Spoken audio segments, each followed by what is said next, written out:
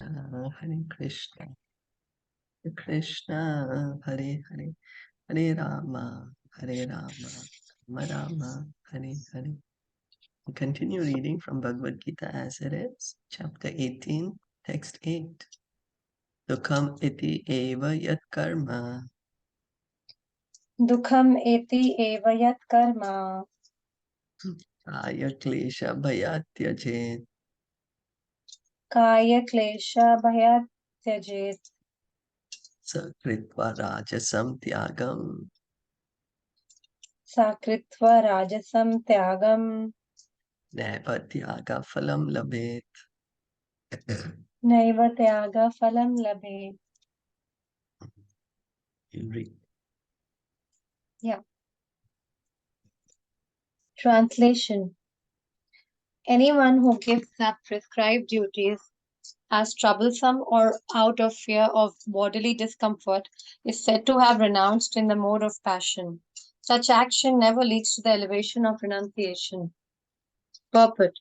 One who is in Krishna consciousness should not give up earning money out of fear that he is performing fruitive activities. If by working one can engage his money in Krishna consciousness, or if by rising early in the morning one can advance his transcendental Krishna consciousness, one should not desist out of fear or because such activities are considered troublesome.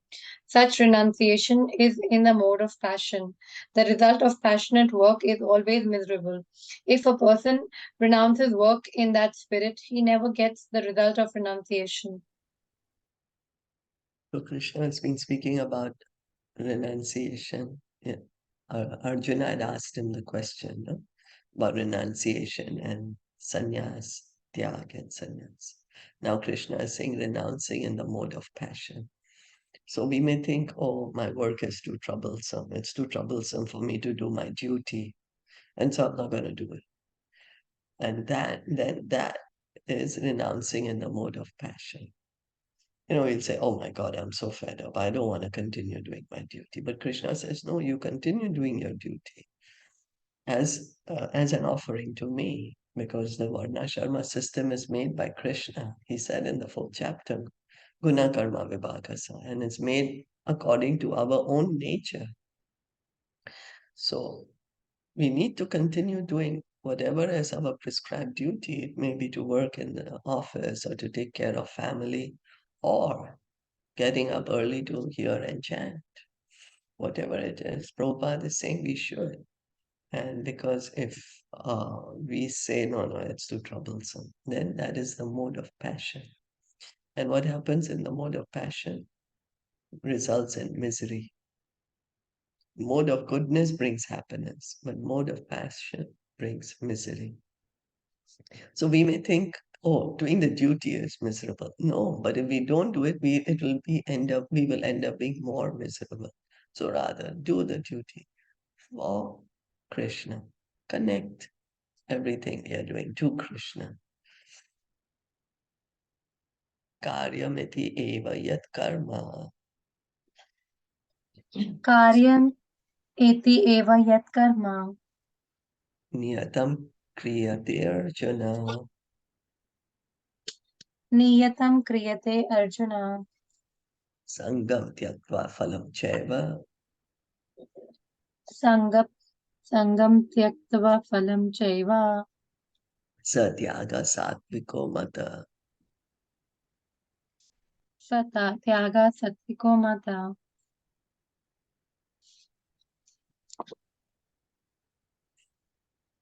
Translation. O Arjuna, when one performs his prescribed duty only because it ought to be done and renounces all material association and all attachment to the fruit, his renunciation is said to be in the mode of goodness. Purport.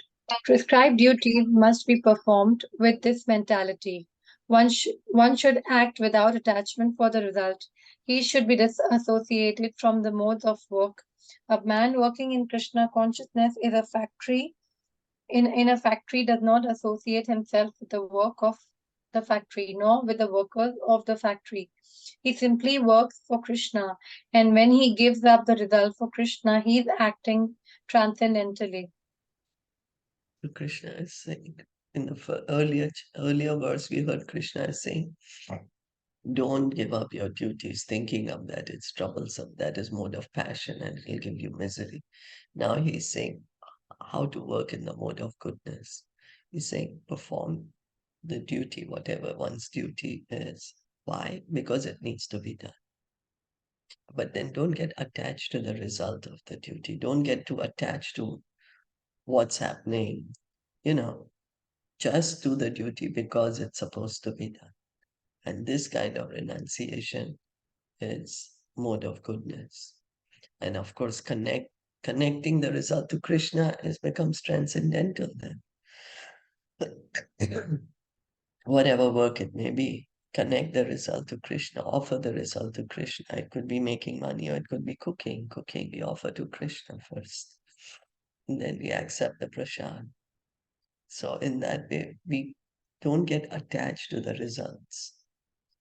So then we are acting for, if we can act for the pleasure of Krishna, that creates detachment from the material world. Gradually, we can get ourselves disentangled from this material world. And gradually, we can get attached to Krishna and go back home, back to Godhead. Na dveshti akushalam karma. Na dveshti akushalam karma. Kushale nanushachate. Kushale nanusajjate. Tyagi sattva samavishto. Tyagi sattva samavishto. Medhavi chinna samshaya. Medhavi chinna samshaya.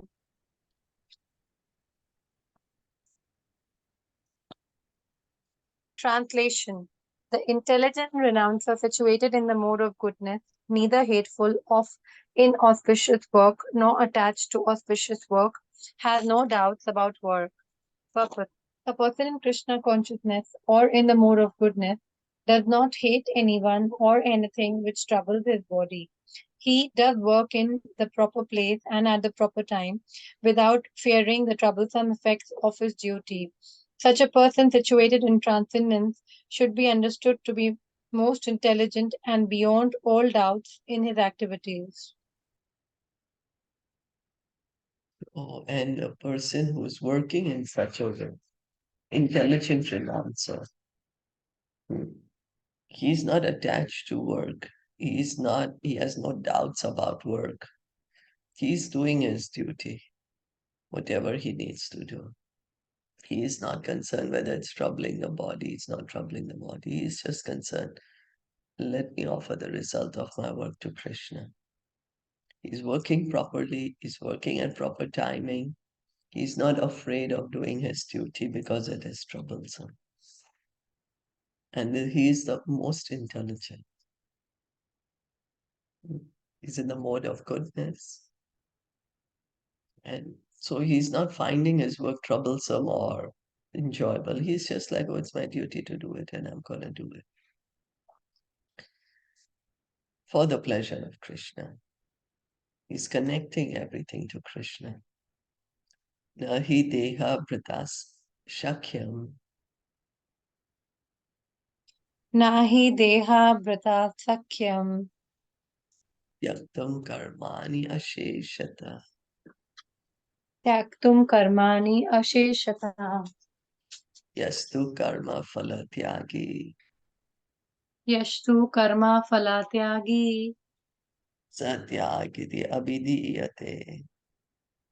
satyagiti abhidiyate. Translation. It is indeed impossible for an embodied being to give up all activities, but he who renounces the fruits of action is called one who has truly renounced. Purport. It is said in Bhagavad Gita that one can never give up work at any time. Therefore, he who works for Krishna and does not enjoy the fruitive results, who offers everything to Krishna, is actually a renouncer. There are many members of the International Society for Krishna Consciousness who work very hard in their office or in the factory or some other place, and whatever they earn, they give to the society. Such highly elevated souls are actually sannyasis and are situated in a renounced order of life. It is clearly outlined here how to renounce the fruits of work and for what purpose truth should be renounced. Krishna is saying it's impossible for somebody who's in the body to give up all activities. We can see how long can we sit doing nothing? How long we are going to act? We are going to do something. We are going to eat something. We are going to speak something. We are going to go somewhere. It's not possible for us to just sit down and do nothing.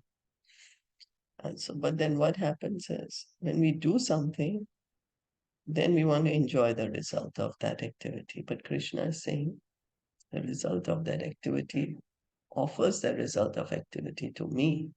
That person is truly renounced. So working for Krishna, Krishna said, "Oh Arjuna, whatever you do, whatever you give away, whatever you eat, you do it for me." This is again Krishna saying the same thing. Whatever you're doing, do it for me. Whatever is your duty, do your duty for me. Whatever is the result of your duty, offer that result to me. And if we can work in that consciousness, then gradually we can get out of the material world. That is real renunciation. We may think renunciation means, oh, I have to give up this world, so I should sit and do nothing. But real renunciation is engaging in Krishna's service. Whatever is there, we engage in Krishna's service. So we may not know how to do that. So Krishna says, okay, you do whatever you're doing, but you offer the result to me. That becomes karma yoga. Offering all the results to Krishna becomes karma yoga. Then one does not get the sinful reactions of that work. Anishtam, ishtam, mishram cha. Anishtam ishtam mishram cha Trividam karmana phalam. trividham karmana phalam Bhavati atyaginam pritya. bhavati atyaginam pritya Na tu sannyasinam kvachit. na tu sannyasinam kvachit.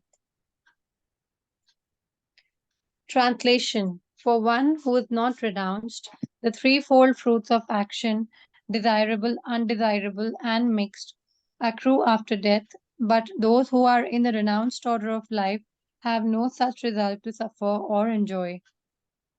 Purport: a person in Krishna consciousness acting in knowledge of his relationship with Krishna is always liberated. Therefore, he does not have to enjoy or suffer the results of his acts after death.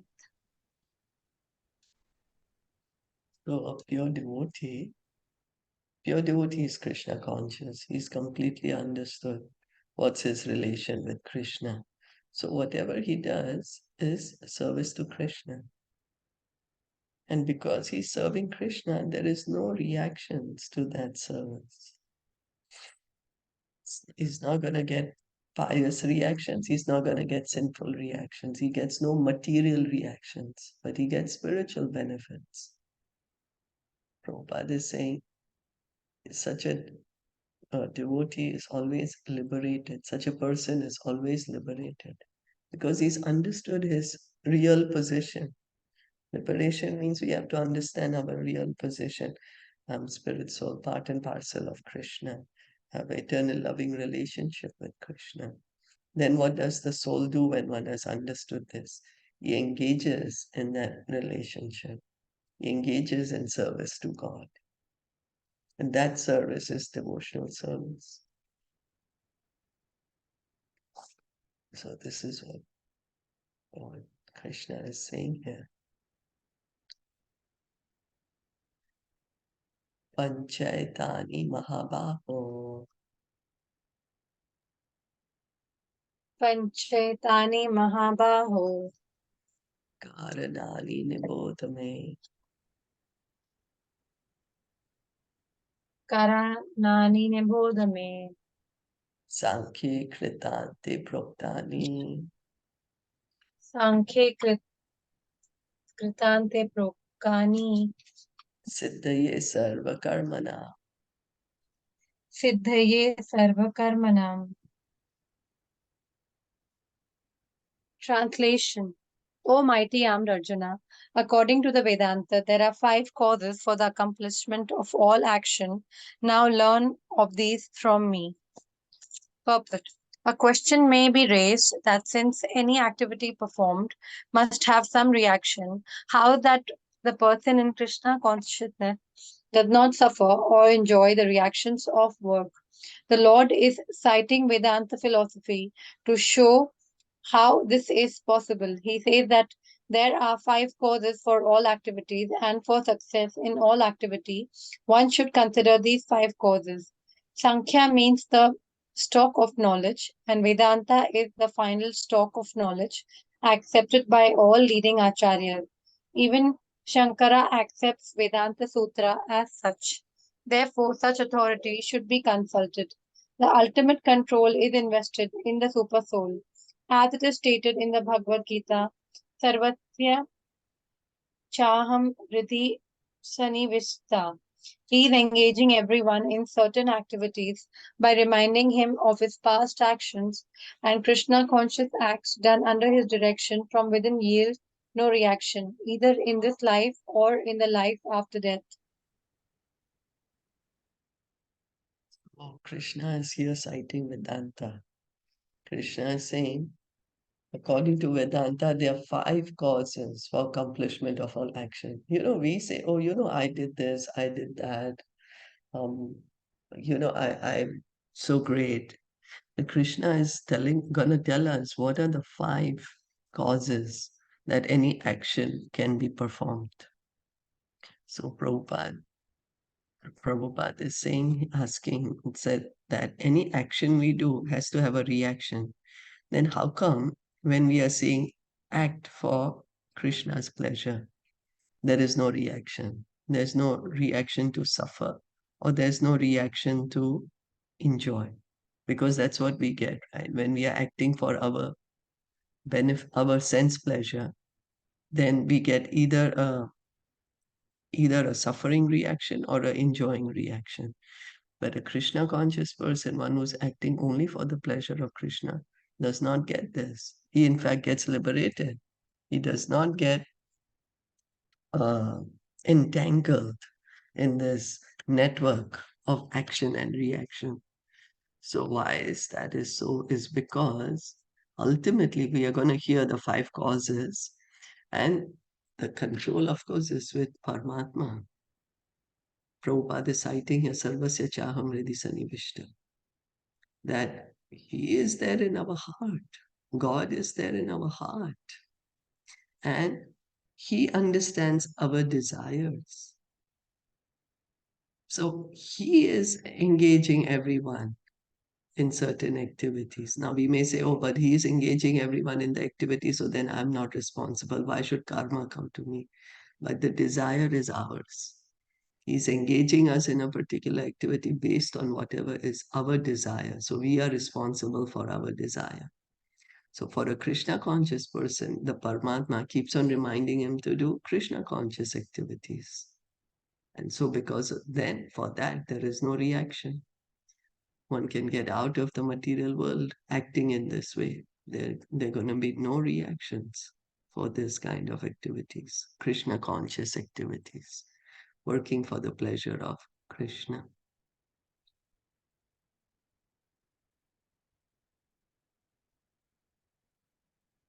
Adhishtanam tatha karta Adhishtanam Tatha Karta karanam cha prathak vidham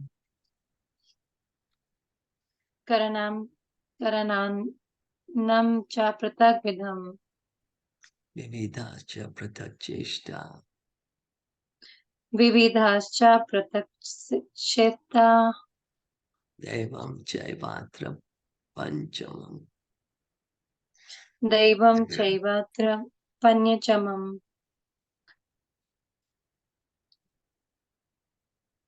Translation: the place of action, the body, the performer, the various senses, the many different kinds of endeavor, and ultimately the super soul. These are the five factors of action. Purport: the word adhivishtanam refers to the body. The soul within the body is acting to bring about the results of activity and is therefore known as karta, the doer. That the soul is a knower and the doer is stated in the Shruti. Aisha hi drashta shastra, Prashna Upanishad. It is also confirmed in the Vedanta Sutra by the verses Nyo eva and Karta shas- Shastrartha Vatatvat. The instruments of action are the senses, and by the senses the soul acts in various ways. For each and every action, there is a different endeavor, but all one's activities depend on the will of the Super Soul, who is seated within the heart as a friend. The Supreme Lord is a super cause. Under these circumstances, he who is acting in Krishna consciousness under the direction of the Super Soul situated within the heart is naturally not bound by any activity. Those in complete Krishna consciousness are not ultimately responsible for their actions. Everything is dependent on the Supreme Will, the Super Soul, the Supreme Personality of Godhead. The five causes of action, Krishna is saying. The place of action means the body.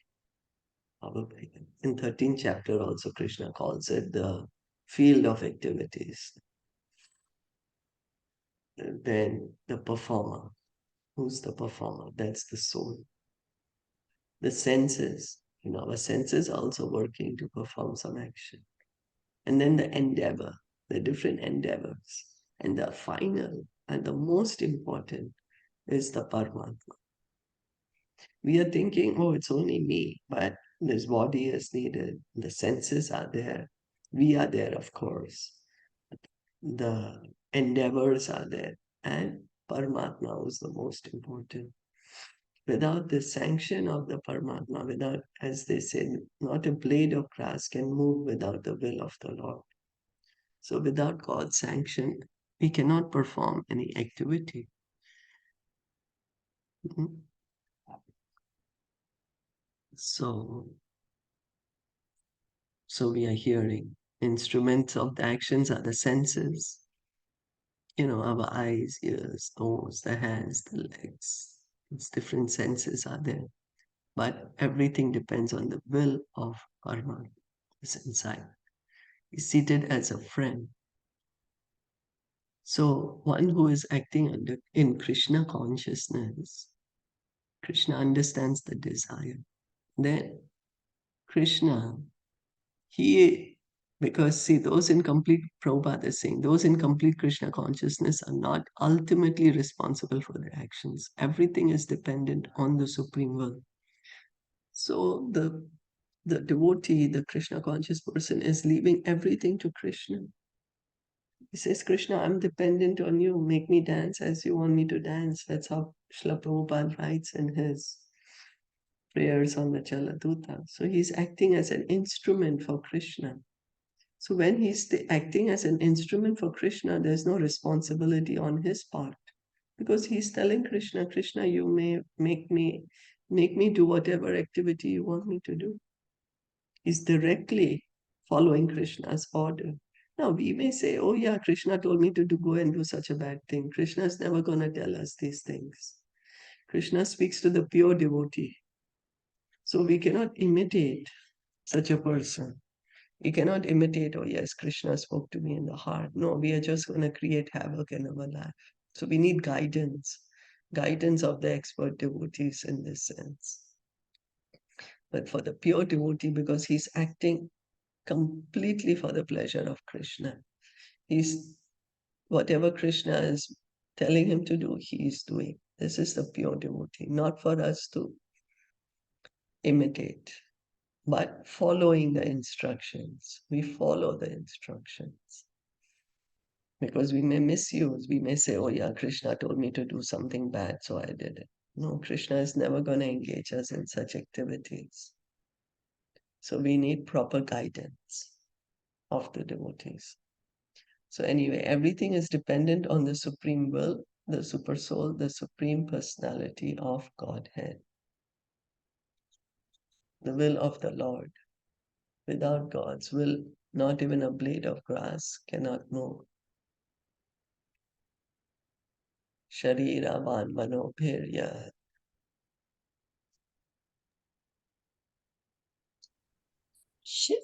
Shariravan manobhiryat karma prarabdhate nara karma prarabdhate nara yaya va viparitam va nyayam va viparitam va jayate tasya hetava. panchasya tasya hetava.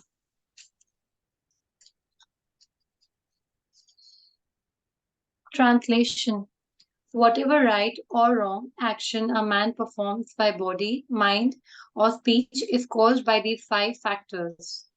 Purport: the word right and wrong are very significant in this verse. Right work is work done in terms of the prescribed directions in the scriptures, and wrong work is work done against the principles of the scriptural injunctions. But whatever is done requires these five factors for its complete performance. So Krishna is saying right or wrong action. So Prabhupada is explaining what is right and what is wrong. So whatever is recommended in the Shastra, that is right. Whatever is said in the Shastra, which is against the principles of the scriptures, then that is wrong. But anyway, whatever is right or whatever is wrong, Krishna is saying there is five factors involved. It's not only we, the soul, who is acting, because we think, oh, it's only me. But any activity needs these five factors: the body, the soul, the senses, the different endeavors, and the most important, the Paramatma. And Krishna is saying the action which is performed either by mind or by speech.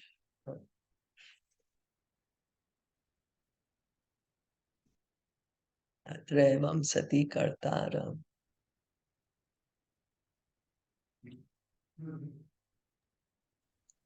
Tatraivam sati kartaram Atmanam kevalam tuya. atmanam kevalam tuya Pashyati akrita buddhitvan. pasyati akrita buddhitvan Nasa pashyati durmati. nasha pashyati durmati. Translation: therefore, one who thinks himself the only doer, not considering the five factors, is certainly not very intelligent and cannot see things as they are. Purport: a foolish person cannot understand that the super soul is sitting as a friend within and conducting his actions. Although the material causes are the place, the worker, the endeavor, and the senses, the final cause is the supreme, the personality of Godhead. Therefore, one should see not only the four material causes, but the supreme efficient cause as well. One who does not see the supreme thinks himself to be the doer. So Krishna wants us to understand that we are not the only doer. Krishna wants us to understand the position of Paramatma. So what are the five causes of action that Krishna is telling us here?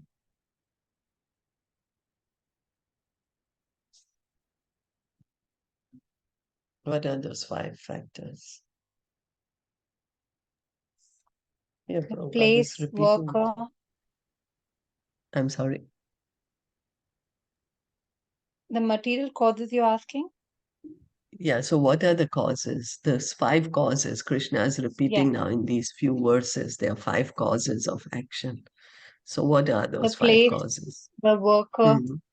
Hmm. endeavor, the Yeah, senses, yeah, Atma, and Atma or yeah, worker. effort Yeah, yeah, and Paramatma, Paramatma. परमात्मा की इच्छा से Yeah, main कारण main cause Paramatma. Main Our cause friend. Paramatma. That's Our right. friend. Thank you. Yes, thank you. That's right. So this is what Krishna wants us to understand. Place is the body. Worker is us, the soul, Atma. Endeavor, the different types of endeavors we are putting. Our senses, we know. Ultimate cause, Supreme Personality of Godhead, the Paramatma. And the Paramatma is sitting with us as a friend. He's our best friend. He's sitting right next to us. We are thinking, oh, only I'm doing this, I did that. But we have to understand it's the Paramatma. He is fulfilling our desires. We are only desiring. And he is the one who's fulfilling our desires. Krishna wants us to rise above this platform of thinking we are the doer. We are thinking we are doer. Then what happens when we think we are doer? Then we get attached to the result of the activities. Then that is to enjoy or suffer that result. We are continuing to be more and more in the material world. So Krishna wants us to rise above that consciousness and come to understand the Paramatma.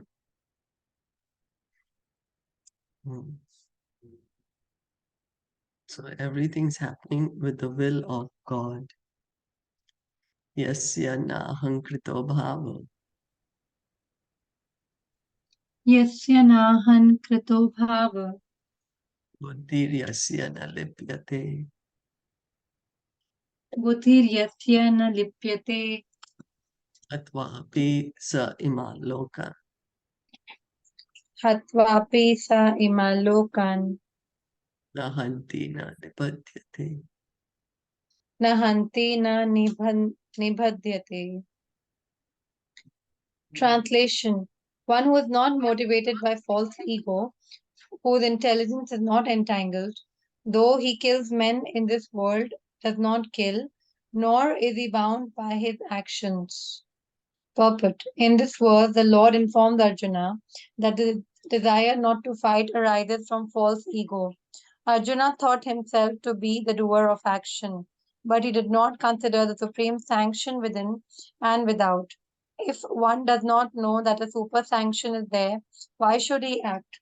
But one who knows the instruments of work, himself as the worker, and the Supreme Lord as the supreme sanctioner, is perfect in doing everything. Such a person is never an illusion. Personal activity and responsibility arise from false ego and godlessness, or a lack of Krishna consciousness. Anyone who is acting in Krishna consciousness under the direction of the Super Soul or the Supreme Personality of Godhead, even though killing, does not kill, nor is he ever affected by the reaction of such killing. When a soldier kills under the command of a superior officer, he is not subject to be judged.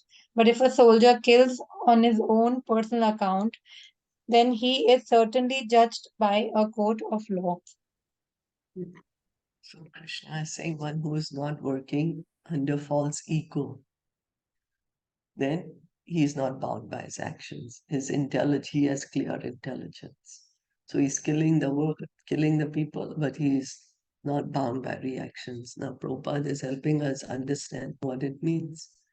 A soldier, he's killing, but he is never charged for this killing. Why? Because he has been authorized by the government. It's his duty to fight. He's given this authority on behalf of the government of the country to fight and to kill the enemy. So he in fact gets awards for it. He gets medals for it. Now the same soldier, if he starts killing people out of his own personal wish, then what happens is the same government who gave him the awards is going to punish him, going to go put him to jail, going to trial him for murder. So we can see that when he's acting on behalf, he's doing his duty, the soldier, he's acting on behalf of the army under superior authority. There is no reaction. He's in fact just getting praises. He's not getting any punishment. But when he's acting, killing for his own personal desire, then he's getting punished. So a Krishna conscious person, a pure devotee, he is working as an instrument for Krishna. He understands himself as an instrument in the hands of God, and he works in that mode. And because of that, he has no reactions. He has no reactions to enjoy or suffer in the material world. He's simply acting on behalf of Krishna. So this is the pure devotee, acting under the direction of God, acting under the direction of Paramatma. And so that's why there is no material reaction to this. He's perfect in doing what he's doing. He's not in illusion. He's completely understood his position of Paramatma. So he's acting under the the sanction of the Paramatma. He is surrendered already to God. He's surrendered to Krishna. So what happens? We start thinking, oh, I'm doing it, I have to do it, I need to do. We act out of false ego. But a Krishna conscious person, he says, whatever Krishna wants me to do, I will do. So there is no responsibility on his part.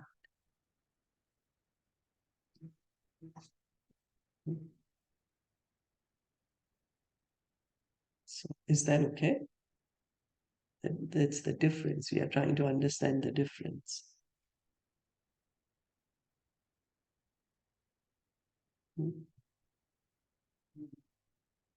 Jnanam gyeyam parigyata. Jnanam gyeyam parignata. Trividha karma chodhana. Trividha karma chodhana. Karanam karma karteti. Karanam karma karteti. Trividha karma sangraha. Trividha karma sangraha.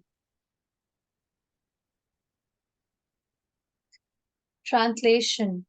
Knowledge, the object of knowledge, and the knower are the three factors that motivate action. The senses, the work, and the doer are the three constituents of action. Purport. There are three kinds of impetus for daily work: knowledge, the object of knowledge, and the knower. The instruments of work, the work itself, and the worker are called the constituents of work. Any work done by any human being has these elements. Before one acts, there is some impetus which is called inspiration. Any solution arrived at before work is actualized is a subtle form of work. Then work takes a form of action. First, one has to undergo the psychological processes of thinking, feeling, and willing, and that is called impetus. The inspiration to work is the same if it comes from the scripture or from the instruction of the spiritual master. When the inspiration is there and the worker is there, then actual activity takes place by the help of the senses, including the mind, which is the center of all the senses. The sum total of all the constituents of an activity is called accumulation of work. Krishna is saying knowledge, object of knowledge, and knower. Like, why does one act? Why does one act? And then, how does one act? So, three impetus Prabhupada is pointing out: the knowledge, object of knowledge, and the knower. That is the impetus. That what's the inspiration to act? And one is the inspiration to act, and how does one do the activity actually? The constituents of work, the work itself and the worker, the instruments of work, the work itself and the worker, they all become the action. So what happens is, like Prabhupada is helping us understand, we think of something, there's a thought. We think, oh, that this should be done. Then we start feeling, oh yes, I will feel like this when I do. And then we become then we make up our mind. Yes, I'm going to do it. So this is the impetus of work. A thought comes to our mind, and then we are thinking. Then we start feeling, oh, how will I feel about this thing? Then we are going to act. So it could be coming from the scripture or from the spiritual master. Here, Prabhupada is saying if it's coming from the scripture or the spiritual master, it's the same, because Sadhu, Guru, Shastra will say the same thing. They're gonna not say different things. So if Sadhu is speaking or Guru is speaking or Shastra, it's the same. We have to make sure that the Sadhu is speaking from Shastra, the Guru is speaking from Shastra. Because someone may proclaim to be a Sadhu or a Guru, but may not be speaking from Shastra. So, but that is our discretion. We need to check who we are hearing from. So anyway, the inspiration is there. Then the worker is there. The soul is there. The activity takes place by the help of senses. So the mind, we thought of something, we are feeling how we will feel if we do it, then we are willing to do it. So the inspiration is there. And the soul is also there. Then actually we do it with our senses. We have our eyes, ears, whatever, hands, legs, and the mind. Mind is the king of the senses. So all this is how the activity takes place. Starts from the thought, then how we are feeling it, then how we are wanting to do the activity. Then, of course, with the senses and the body, then we are doing this work. So the knowledge, the object of knowledge, the knower are the three factors that motivate the action. The senses, the work, and the doer are the three constituents of action. Okay.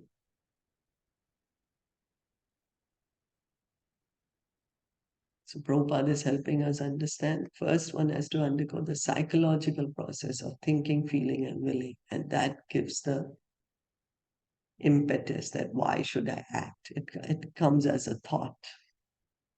Let me do this. Oh, I will feel good if I do it. And then we do it.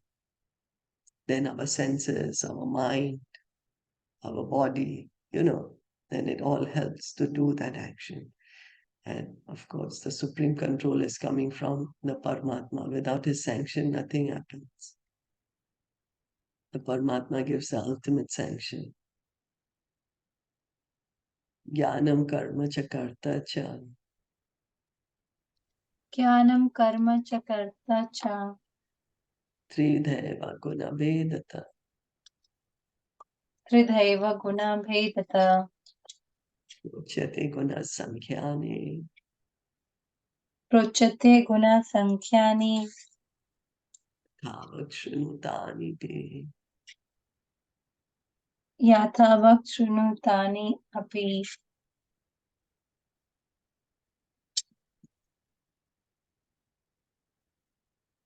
Translation. According to the three different modes of material nature, there are three kinds of knowledge, action, and performer of action. Now hear of them from me. Purport.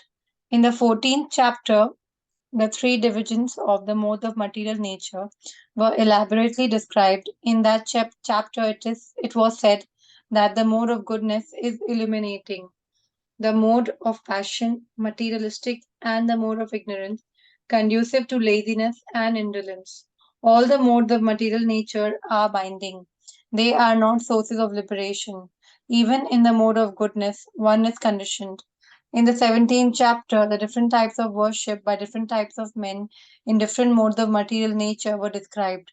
In this verse, the Lord says that He wishes to speak about the different types of knowledge, workers, and work itself according to the three material modes.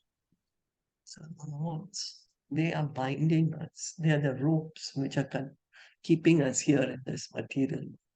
You know how a prisoner is tied with the chains. So these are the chains that have chained us to the material world. And we were seeing how different all our activities are, the modes, how we speak, what we eat, everything is influenced by the modes. And here Krishna is saying even knowledge, action, performer of action are influenced by the different modes of nature. So Prabhupada is saying mode of goodness, it brings happiness. Mode of passion, there's too much desire. So there is a lot of activity. And mode of ignorance, the person doesn't know what to do, what not to do, becomes lazy. That's mode of ignorance. We in the previous verse we were reading about that action and performer of action. We don't even understand how automatically all the actions take place. Like there are different demigods in charge of each action of our body. For us, we may say, oh, I want to lift a hand. We get that desire. Automatically, we lift the hand. We think it's automatic, but what is actually happening? Paramatma is in our heart. He understands our desire. He sends a signal to the demigod who is in charge of this action to help us lift our hand. That's why there are 33 crore demigods.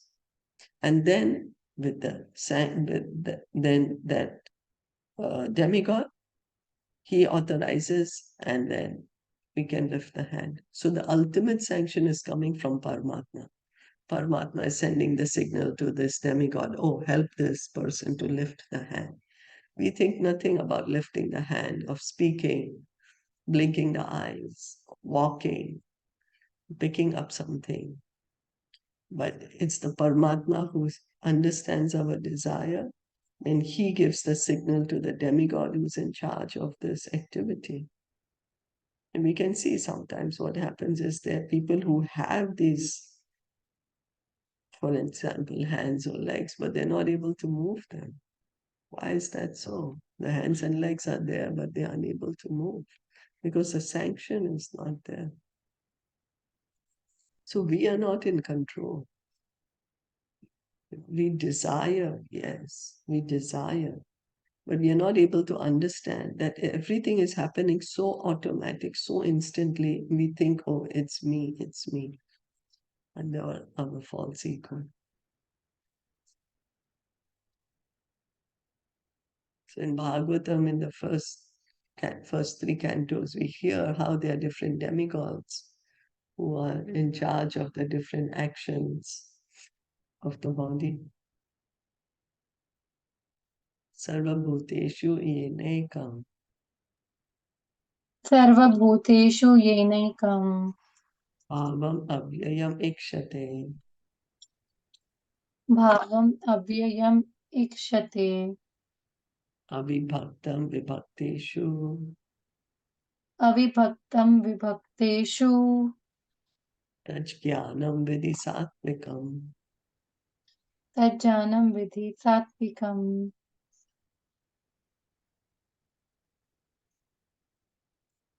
Translation: that knowledge by which one undivided spiritual nature is seen in all living entities. Though they are divided into innumerable forms, you should understand to be in the mode of goodness. A person who sees one spirit soul in every living being, whether a demigod, human being, animal, bird, beast, aquatic, or plant, possess knowledge in the mode of goodness. In all living entities, one spirit soul is there. Although they have different bodies in terms of their previous work, as described in the seventh chapter, the manifestation of the living force in everybody is due to the superior nature of the Supreme Lord. Thus, to see that one superior nature, that living force in everybody, is to see in the mode of goodness. That living entity is imperishable. Although the bodies are perishable, differences are perceived in terms of the body because there are many forms of material existence and conditional life. The living force appears to be divided. Such impersonal knowledge is an aspect of self realization. So understanding that Paramatma is in everyone's heart, and who sees one spirit soul in every living being, in, in, in the body of a human being, animal, bird, beast, aquatic, plant. That is mode of goodness. Understanding the difference between the soul and the body. And understanding that, oh, this soul is there in this body of a human being is because he must have done some good activities in his past life. He must have made the correct choices. And then when one sees an animal, he understands, oh, this is also a soul, but he has probably done some wrong choices. That's why he's in the body of an animal. In terms of, so here, although they have different bodies in terms of their previous work, because why is it that one is in the body of a human being and one is inside the body of an animal? What is the difference? Why is it? It's because of how we have acted previously. Based on our previous actions, we get a suitable body to act in the next life. So when a person is able to see like that not the different bodies, but understanding, oh, this is the soul. These are all souls, all are individual souls. And based on how they have acted, they have gotten different kinds of bodies. And that is in the mode of goodness. This knowledge is in the mode of goodness. And understanding that the soul is there. We are all spirit souls after all, and these are just the different dresses that we are wearing. And if one is able to understand that, that knowledge is in the mode of goodness. So we'll stop here for today. Did you want to add or question anything on what we read today?